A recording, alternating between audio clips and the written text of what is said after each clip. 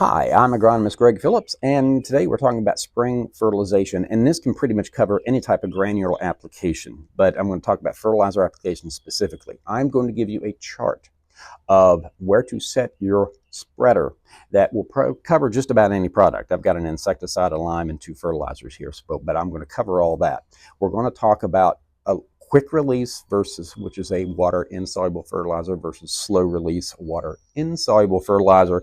We're going to touch on that a bit. How to read a bag, know what the nutrients are in it, touch on that a little bit. I have got a comprehensive fertilizer video. Actually, I got two. I got one that's just on the general fertilizer. This is more about application. And then I got a slow release one too. It's more like the technical elements of slow release fertilizer. So this is just application we're talking about today.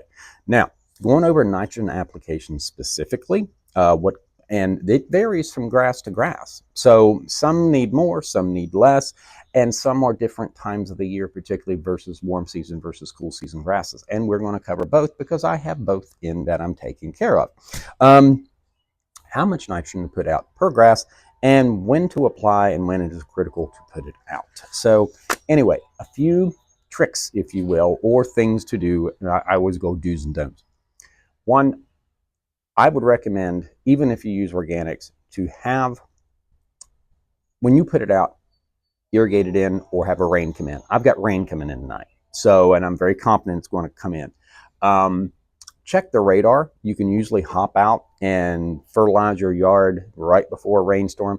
Don't do it when the wind's blowing too much because it will drift as you're putting it out, okay? So be mindful of that. Right now it's reasonably calm. It's not quite so critical when you're putting out like a spray insecticide or anything like that, but it should be relatively calm, and it is right now for the time being. So we want to water in, do it when it's calm. Also, a couple other things. If you ever do spill it, okay, in your yard, and you will, that's just all there is to it. One, load it on your driveway. That will prevent you from spilling it on your grass. But if you ever do, or maybe the spreader malfunctions or something like that, the spinner sometimes goes out on my fertilizer spreader and it will put a whole bunch of fertilizer on it so it won't spin and it'll dump a whole bunch. You can actually take a wet dry vac, jet vac, whatever you want to call it, and you can actually suck it up out of the grass. And that's one way to get it off there. If not, it's going to burn. Now, when we're talking about fertilizer burn, I'll get you another trick here in a second. We're talking about fertilizer burn, and we're talking about mostly organics. That's one of the advantages with organics. We're not going to do organics today. It's not what I'm going out with initially this year, but organics generally won't burn unless you do something really, really foolish. They generally don't. These are chemical fertilizers, whatever you call it, primarily urea-based. Not going to get into technical aspects. I'll leave a link to my fertilizer video at the end of this, which gets more into the technical aspects of it. So anyway, but when you do spill it, or if you put too much out, what actually hurts the plant is that it actually dries the plant out. So if you can get that up with your jet vac as best you can, and then when I get it all up, I generally run my hand over top of it and spread it out as much as I can. And if you do that specific area, try to water it daily, and it will show up in about 2 or 3 days. And if you get past that third day and the grass is not damaged, you're probably out of the woods. So anyway, that's a nice little trip. Also, I am not going to be using all this 1919, or am I going to be using this 2004 or 2011? Sorry, this 2011 I'm putting out. Tape your bag shut at the end. If you don't, back to what I said on burn, these are high salts is what it is, particularly urea. Urea is salt. You can actually put regular salt out on your sidewalks and stuff, but you can actually put this in a pinch. You can put urea out on ice and it will actually work as a de-icer on your driveways and stuff, but I recommend not doing that. So anyway, because you're going to put nitrates in the water and stuff. And you can also burn your yard that way too, or it's not good for your yard. But anyway, I'm just telling you how salty this stuff can be.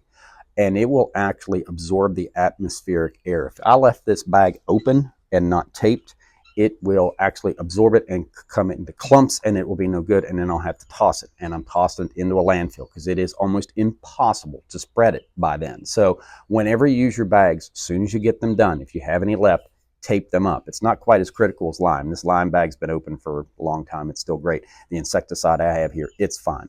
These don't have salts in them. These do. So anyway, keep that in mind. Now, the difference between quick and slow release fertilizers.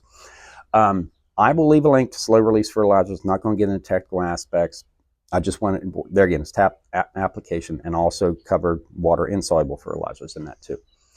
Water insoluble fertilizers, they are quick release. That's why they're water soluble. They are generally cheaper. Paid $22 for this bag. Paid like, I think, $43 for this bag, almost twice as much. This is a slow release. They generally feed for 3 weeks max. That's all you get. Okay, it can burn because this is actually a coated product. This is not. Half of this is a water insoluble fertilizer. Half of it is water soluble fertilizer. So if I go out a lot with this, if I put too much down this water insoluble fertilizer, it can burn. So you need to be very careful of that. I like water insoluble fertilizers on Bermuda grass. The reason being is it can really absorb the nitrogen. A little bit on, cool season versus warm season grasses, the two critical times that you need to put out nitrogen applications. The most critical time on cool season grasses is in the fall. The most critical time on warm season grasses is the spring. The reason being is this: on warm season grasses, do not apply any nitrogen on your warm season grass. For those of you who go into dormancy 6 weeks before dormancy, if you do, you will diminish its ability to survive for winter survival. On cool season grasses, you want to apply your higher rate of nitrogen in the fall, or if you're doing yard on the cheap, if you only want to do one a year on cool season grasses, do it in the fall. You bring the sugars up, it gives you good spring green up, and you actually get a jump on the year next year. That is the most critical one. So the most critical ones for warm season grasses in the spring, because you haven't fertilized it for a long time, it's been sitting there, it's coming out of dormancy, you want to jump it. Okay, for cool season, just the opposite, you want to do it in the fall. So anyway, a little bit on that. Now, water insoluble fertilizers like this one. This is a sulfur-coated urea product. It's a 24011.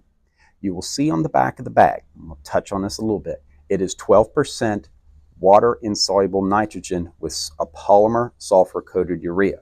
So it's actually, if you look at the back of the bag, it says 12%. That's 12% of the 24. We have a total of 24% whenever we look at a fertilizer bag. This one's an O2411 right here. That means it's 24% nitrogen and 11% potassium. On a fertilizer bag, you have you have nitrogen, phosphorus, and potassium. The first is the nitrogen, second is the phosphorus, third is the potassium, okay? Gives you an idea. So, and it's pretty easy. This one just happens to be a 50-pound bag. This one happens to be a 40-pound bag. This one's a 19. So if I took, well, all I got to do is take 19, which is 9.5. This has got 9.5 pounds of nitrogen in it total. Okay, that's how to figure. So if I want to put this out, and this will treat 9,500 square feet if I want to put out a pound of nitrogen per 1,000 square feet. So what you do is you take the total amount that is in the bag, in this case it is 50, and multiply it by 0.19. And that gives you how much nitrogen is in that bag. Okay, this one's a 40-pound bag. You have to do a little math on that one, but basically it's in the neighborhood. You have to do the math. So anyway, I'm not going to do it right now because I'm trying to be cognizant of your time. So anyway, take the amount of pounds, multiply it times the number on the bag, and that gives you how much of that nutrient is in the bag. Okay. Now, leaching. The water insoluble fertilizer will leach a little bit. It's more readily available in soil. I'll get to a little bit more of that here in a second. The advantage of the water insoluble fertilizer is a coated product. They generally don't leach. They don't run off nearly as much, and they sit there for your grass and feed it over a longer period of time. It is a more efficient feed. Okay, so that's the advantage. You're paying a little premium for the water insoluble product than you are the water soluble product. Okay, let's talk about SGN first, then we'll go to the chart. Now, here are SGNs. If you want to, SGN's the size of the particle. Okay, so at any rate, and if you see the little marks there at the top, those are a 1/4 inch. I'm trying to give you a vibe for the size, and you can see the different size particles. Let me frame this to where you can see everything. Yes, you can. There you go. Okay, you see the insecticide here is a very small SGN. That's a 95 to 100 SGN. Okay. Um, on your insecticides that you may run into this, these are generally corncob carriers. You can have insecticides, about any pesticide sometimes comes on a corncob carrier, and they get pretty doggone fine. So that gives you an idea of how that is. And this is kind of why I'm encouraging everyone to use a backpack sprayer, because when you get in the size, particle size this much, those are really tough. I have, granted, I've got a commercial size spreader, but that's why I have the spreader I have, because it was actually on the golf course, that one of the golf courses I had, and it doesn't take this particle size very well. It actually goes through it because it's old, but it does fine for the larger sizes, which I'm going to go over. So anyway, most of your fertilizers are this 200 to 240 SGN. Most of them are 200, and then you've got here 140 to 255 SGN. Or 155 SGN, that's this lime product. Now, oftentimes you will have this, but if you look at the top here, okay, I'm going to give you, kind of zoom into these because these are the two you're going to need, probably get the most of. You can see there, that represents a 1/4 inch. Okay, these little marks here at the top, that represents a 1/4 inch. So, okay, here we go. Now, there again, on reading this chart, SGN to 200 to 215. As I said, that's about the size of the product we're putting out. The middle product was 140 to 155 SGN. The fine product was 95 to 110 SGN. So what we want to do, we're putting out a product at 200 SGN approximately. And actually already done the application, but I want to go with 4 pounds per thousand of product per 1,000 square feet. I have a Let's Go letters. So I go over and it's J. So when I put out 4 pounds of product, my setting will be J.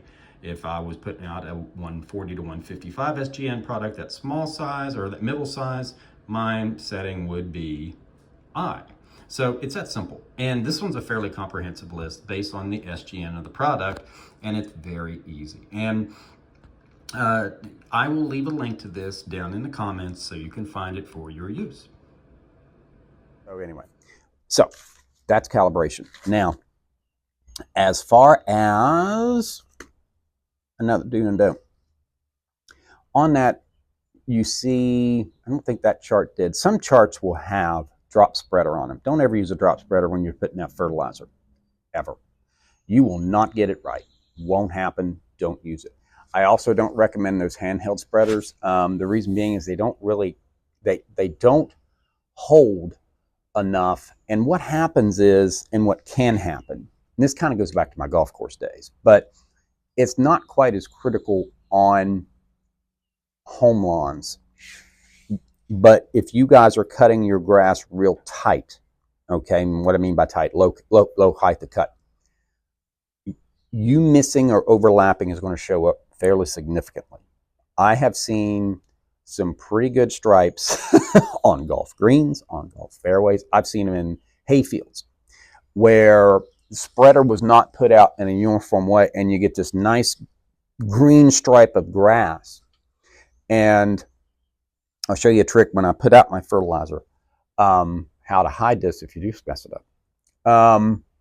But you can end up putting too much out in one area and it not be uniform, and that area is greener. And what happens is the middle part of it's green, and then it gets a little lighter, and then it gets green again, and then it gets real lighter, and it gets green again, and it gets real lighter.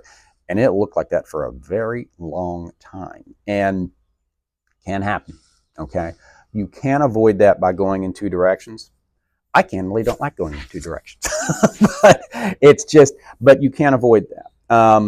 Now on your spreader settings, be aware, and this is the other thing, I'll give you a trick of the trade. Always start in your backyard. I've said that in every application I do. Always start in your backyard. I'll get to more of that here in a minute. Anyway, okay.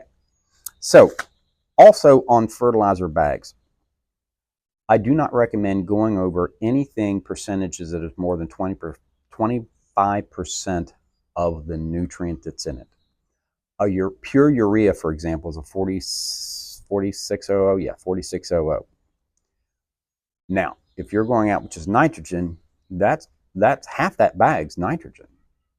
The problem is this. Generally, it's not that much more soluble salt, but you want an even distribution of your fertilizer, okay? If you go out at a 35 or a 46% nutrient, you are putting less of that product out per square foot. And it's not going to be uniform. Probably not going to affect most of you, but the shorter you cut your grass, the more that'll affect. So, and I just don't recommend going out with something what I call that hot.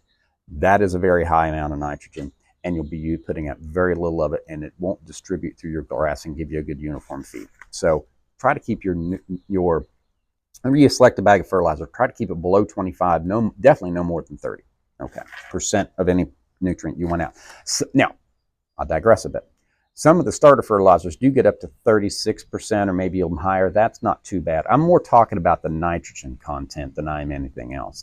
Because it will really show up. And you want that good uniform application, back to what I said about the striping with nitrogen. Anyway, nitrogen, by the way, and pretty much goes out. It is for topical growth, foliar growth, greens up your grass, the whole 9 yards. So you got to be a little careful with it. So anyway, now nitrogen also, when you put it out, when you get soil tests, and I've seen some soil tests with nitrogen on them, I can tell you because it volatilizes and it actually evaporates, so to speak. It volatilizes. It can leach fairly readily. It is an alcohol can run off, and if your grass is rocking and rolling and growing quite a bit, when you take a soil test and about a week later, if your grass is growing, you get a big rain, it's going to significantly change how much nitrogen is in your soil. So that being said, when you take a soil test, whatever comes back is not going to be accurate to what actually is out there. Goes to what I'm going to tell you here in a second, that you need to base your nitrogen applications on how much you want to grow, what colors your grass, and the species you're growing. Let me go over that real quick. For Kentucky blue and ryegrass, you want basically 3, tops 4 pounds per 1,000 square feet per year. You can go out early in the year, March to April-ish, put maybe 3/4 pound out, probably a pound out then. Follow up in late May with 3/4 pound just right before the summer. Come back in spring, put out another pound, and maybe put another pound out in like October-ish, late, okay? More or less on Kentucky blue and rye.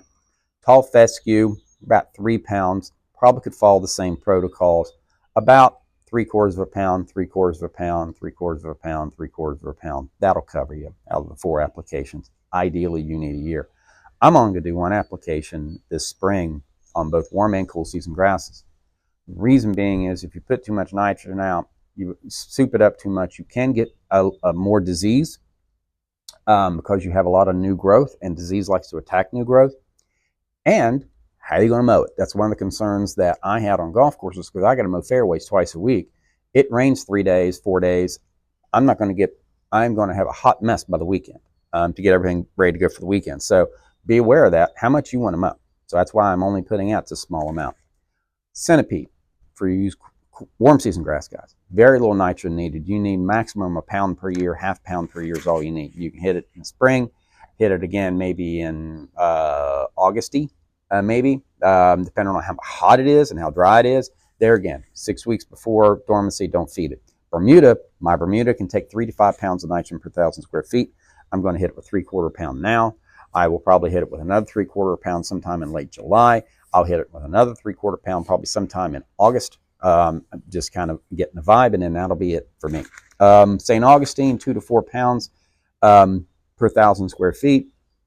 Kind of the same thing as the Bermuda grass I just said. You could probably go half pound, maybe 3 apps at a half pound. You'd be, or maybe pound, half pound, and half pound. Pound in the spring green up, half pound in late June, another half pound in August, and then let it go put to bed. Same thing with zoysia. Zoysia is 1.5 to 2 pounds per 1,000 square feet. I am talking there again on all these per year. Probably go out half pound, 3 apps. Done. Okay. Talking at spring green up again, probably middle part of June, late June. hit it again in August right before it goes to sleep. Or if you guys are really far south, maybe do that last application on your warm season grasses in September. Just be sure, there again, 6 months or 6 weeks before dormancy, you don't want to do it. Okay. Okay, about ready to go out. How do I use this chart? Now, there's 3 different rates. There's 2 pounds, 4 pounds, 6 pounds on that chart. So what I do is, to know which one to put it on, I'm going to take, let's try at the 2 pound rate. How much would I put out at the 2 pound rate? 2 pounds times 0.19. Where do I get the 0.19? That's the nutrient level on the bag that I want to put out. So 2 times 0.19, we want that in decimal. If it was a 2000, it would be a 0.20. 2500 would be a 0.25. So 2 times 0.25 in that regard. This one's 19, so we go 2 times 0.19 only gives me 0.38 pounds of nitrogen per 1,000 square feet. I want 3/4. So we're going to go 4 pounds, the second column on that chart, times 0.19 gives me 0.76. So I need to go to the SGN. This one just happens to be the 200. I go to 200 SGN. I know I want to go to the 4 pound rate, and then I'm going to set my spreader at that setting. Okay? So that's it. Now, I'm going out and I'm going to treat 6,000 square feet. And I know now I'm going to be putting 4 pounds of product out per 1,000 square feet. So 6 times 4. That is the total amount of fertilizer I'm going to need. Just happens to be 24 pounds, half this bag. So just as a check, and that way you can visually do it, I'm going to put 24 pounds of fertilizer. I've got myself a little scale here, okay? I put my bucket on it. I'll zero it out, okay? And get a cheap bathroom scale if you want to do this, just to make sure, okay, that you're not putting too much stuff out. You get half the yard done and you realize, wow, I'm out of fertilizer. I'll put twice as much out.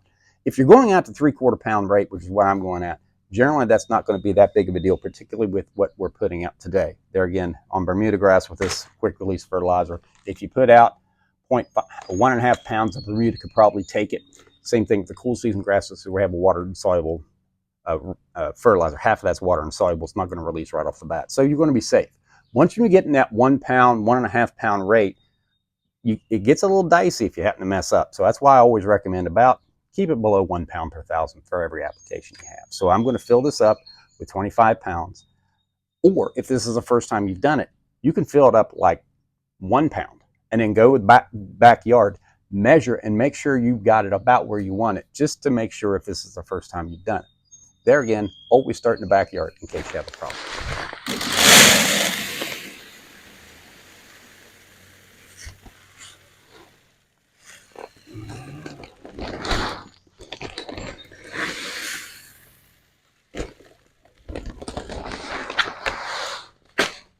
$24 pounds. Now, if I put too much in, I get a little cup, I can put it back in, whatever. Now, there again, I want to tape this shut right now. Okay, here's what I was talking about as far as applying and the direction you want to go. And I learned this kind of the hard way on golf course greens. If you're looking, those of you who play golf, if you're looking from a fairway onto a golf course green, you're pretty far away from it. And you can actually see where it's been striped. So if you have, like I was talking about, a light area, then a dark area, a light area, and a dark area, maybe you didn't overlap properly or whatever the situation was. From that distance and that vantage point, you can see where you screwed up. Now here, this is the road, and this is how I'm looking at my house. So I'm going to have to be careful and overlap correctly, because if I stripe this up, it's going to be a lot more obvious because I'm looking from this direction. Now over here, it's not quite so bad. And if you have a house that really sits off the road, I encourage you to stripe it, or actually put it out at an angle or some angle to where the vantage point you can't see if you don't overlap properly. And that can happen uniformly, or it could happen maybe every little spot. So here I'm going to go back and forth here, and the only way I'm really going to be able to see it is if I'm on my own driveway. Somebody driving past the house is not going to really notice it's not going to be nearly as much because the stripe's going to be in this direction, not in that direction. But let's hope we do it right. Okay. Now, what I want to do when I spread, I want the last pass, okay, and this 200 SGM product, particularly with the commercial spreader, those of you will probably have a spreader that sits a little lower and it's not going to be quite as bad. This thing throws a lot because it's a commercial grade spreader. I'll probably have it until the day I die. It'll last forever. It's just not good on this very fine particle stuff. But anyway, you want the outside of that spreader, when you spread it, to hit the middle part of your last pass. Let me show you.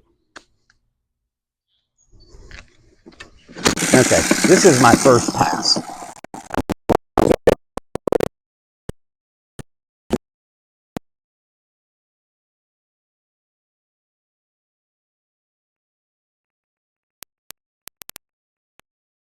I'm going to go past this landscape bed. I don't care if I get fertilizer in the landscape bed.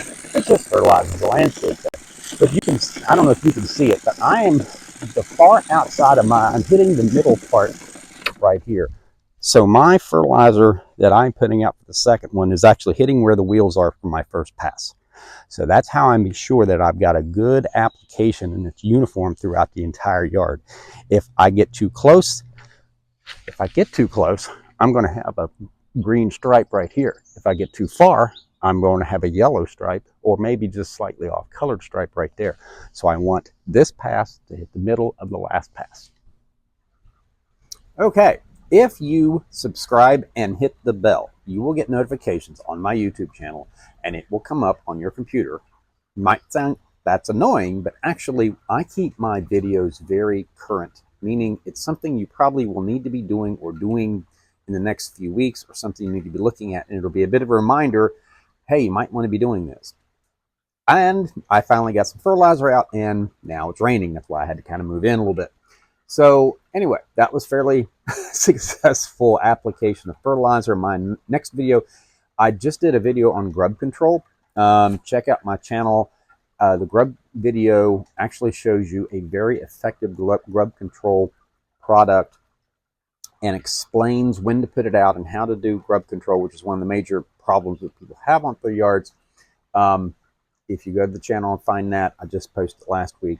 I've got too many things linked to this one. I've got my fertilizer, my slow release video, and I have my subscription. So I might throw the grub one in there too so you can check it out. Anyway, I'll be putting out, probably my next video will be a mixture of a fungicide and the grub control. I'll show you how you can mix chemicals together in one application and put them out in one application. So I'll be showing you that. It'll be there again, the grub control and the fungicide control on the cool season grasses that I have. So anyway, I'm agronomist Greg Phillips, and here trying not to get too wet, but thanks for watching.